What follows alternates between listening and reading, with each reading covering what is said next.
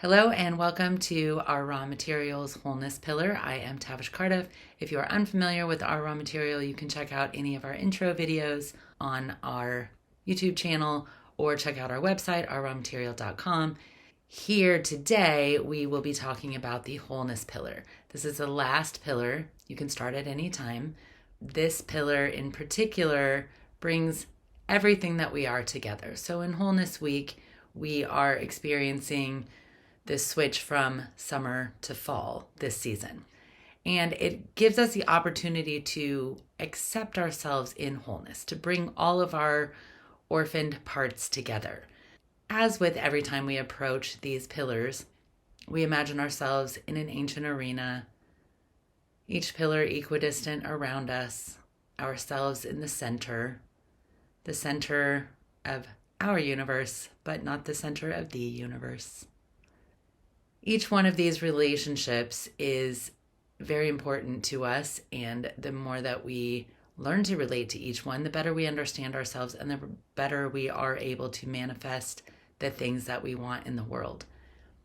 As we pull wholeness together, breathing around the tangled and twisted roots of the things that bother us is one of the important goals in this week so that we can call every single moment perfect. I know that it doesn't feel perfect. I know that there are so many moments that feel so far from perfect. But if we look at the opportunities in front of us, the situations in front of us, as the conditions that we are supposed to have, the way that it is supposed to be, we are able to back up and gain some perspective around what we're learning, not what we really wish was not in front of us. And I know that is, there's a balance there. There's a lot we have to work with. And so within wholeness, we talk about two different scales. The ego scale, which is all of our own intentions, desires, the things that we are going to align with. And then there's our soul scale, which we don't really weigh in on except with our awareness. We can't be part of the collective soul in a body necessarily, but we can be part of the ideas around collective soul. We can put good thoughts towards the greater good for everyone. There are 8 billion people in this world, and we don't all share the same experiences, the same ideas, the same common sense, the same anything really. Even within the same household, we don't necessarily share the same experiences, traumatic, positive, otherwise.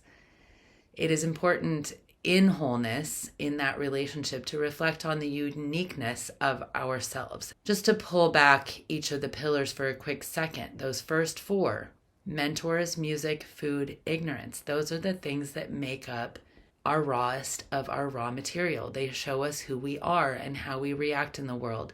When we react as leading with the soul, or as we typically do, reactions that start with the ego. And there's nothing wrong with that. The ego is here to protect this physical body that we're in. It is the thing that keeps us separate. It's the ego becoming aware that it is here to help transform and move the soul into greater creative manifesting powers. That is our job as human beings once we become consciously aware that we have that ability. We all hear a lot of talk about manifesting right now and putting intentions out there and getting the things that you want. Those next 4 weeks, emotions, listening, values and ideals, and conflict lead us into the troubles and the triggers that we might encounter in our world. And it's how we navigate those things and how we hold them, how we view them, that is really going to give us the conditions for manifesting when we get to those next 4 weeks: intention, resources, aligning with intention, and finally where we find ourselves right now, wholeness. Bringing it all together, taking that deep breath and really just feeling everything connected, ourselves through our hearts connected to everyone else's heart. Even hearts that appear to not be very aware that they are part of the collective. We can breathe for those people. We can help them when we understand that we are holding space for some people that might not be as aware of those conditions as we are. That might be a lot to take in, but really just breathing with all of the things about you or the people around you that bother you is a way into wholeness and accepting wholeness. The more we work past wondering why someone is like they are and into accepting that they are like they are, that awareness allows us to move into something that feels more solid, even though we might not have gained any further understanding. Just being able to stop triggering on not liking a thing or not understanding how it can be is one of the greatest gifts of Wholeness Week. And the resources that we are offered in week 10, really pulling those last few resources, aligning with intention and wholeness together so that we start to manifest the things that we really truly want. That starts with being honest with ourselves about what those things really are. True to self is one of the best ways we can possibly be. Living to please or make someone else happy is always going to take us from our own creative passion. In Wholeness Week, be who you are. Be proud of who you are.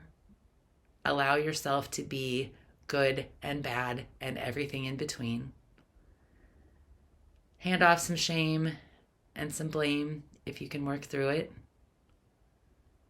Know that you are a peaceful, soulful, loving individual underneath every other thought that you have. Enjoy wholeness. We will be back at the fall equinox to celebrate a new session as we start again with mentors. If you have any questions, concerns, anything like that, please reach out. Quan and I will both be available to help anyone facilitate whatever is needed to get into the practice for the next session. Thank you. Happy wholeness. As we like to say at our raw material, wholeness is the goalness.